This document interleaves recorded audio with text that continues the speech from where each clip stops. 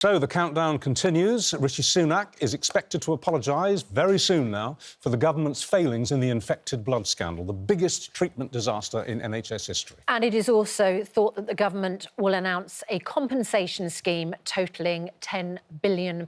So we're joined now by the Cabinet Office Minister, John Glen, who has the responsibility for the infected blood inquiry. Very good morning to you. Morning. Good morning.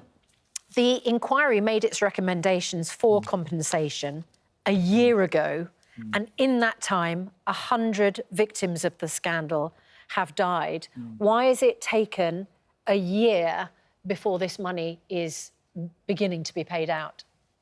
Well, I came into office in November, and since then I've got an expert panel together to advise the government how to translate those recommendations into a scheme.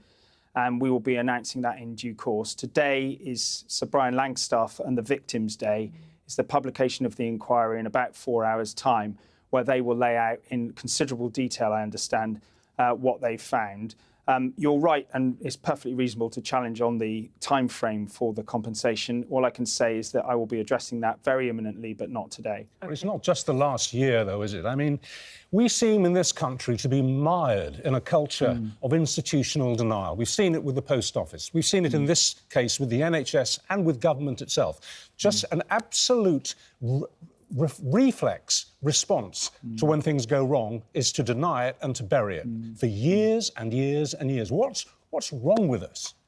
Well, Richard, I understand your frustration at that. Obviously, that you covered a large number of inquiries. Some are ongoing, some have semi-concluded. I'm not sure I can account for the dysfunction that exists in our state over the last 50 years myself personally. What I can do is account for how I have handled this in the last 5 months in office. But you're right to say that we do have, in the Cabinet Office, the infrastructure to support these inquiries, and there have been many of them. I think the broader issues of what's led to these failures of the state will be addressed separately at another time. But today is about Brian Langstaff's inquiry, and I'm very keen that we respect that. And we absolutely do. We've spoken to 3 victims of the scandal this morning on the programme. Incredibly moving testimony. Absolutely. All 3 of them. Now, £10 billion of compensation will go some way to alleviating the trauma that they have experienced. Who is going to pay for that? Because that is a huge sum for any government. And in America, a large part of that compensation package was fitted by the pharma companies, the ones originally responsible for manufacturing those products. Is that what's going to happen here? Well, it's difficult to know because we haven't seen what the inquiry says and what assertions are made about culpability and what decisions were made by whom and when. But the government will need to look at all the matters raised by Sir Brian Langstaff's inquiry report. You mentioned the amount of... Sorry? Will you go after the pharma companies? Well, it's difficult to know what we're going to do because we haven't read the report yet. I mean, we've obviously got to examine very carefully all that has been said and act appropriately, but I can't prejudge what the report will say. But remember that it was a year, as I said at the beginning, it was a year ago that the inquiry made its recommendations for compensation. Well, I think there's 2 things we're talking about here. One is compensation, which I'm happy to address. And the other one was about the wider issues of who was culpable. I've addressed the second one. On the issues of the amount of money, look, there's a wide range of costs that will be involved here. I will set that out very imminently. What I do know is that we have tried to faithfully take the recommendations of Sir Brian Langstaff, and there was a study by someone called Sir Robert Francis, and turn those into a scheme that will meet expectations of the community and Sir Brian Langstaff. That is what I will be presenting in due course. Glen, I know that you're in a slightly tricky situation, as you explained, because you're waiting for the inquiry. But you are here this morning doing interviews, and I don't think it's acceptable for viewers or those who've suffered for you to simply stonewall what you're going to do. We know I am not stonewalling. I sat down in meetings with 18 meetings over the last 2 weeks, and every single victim, one who spent the hour consuming 7 pills, asking us not to address compensation today because this was their day, the day of the inquiry. That is what I'm trying to honour, and I will do so. OK, and we have spoken to other victims who also want to know about compensation.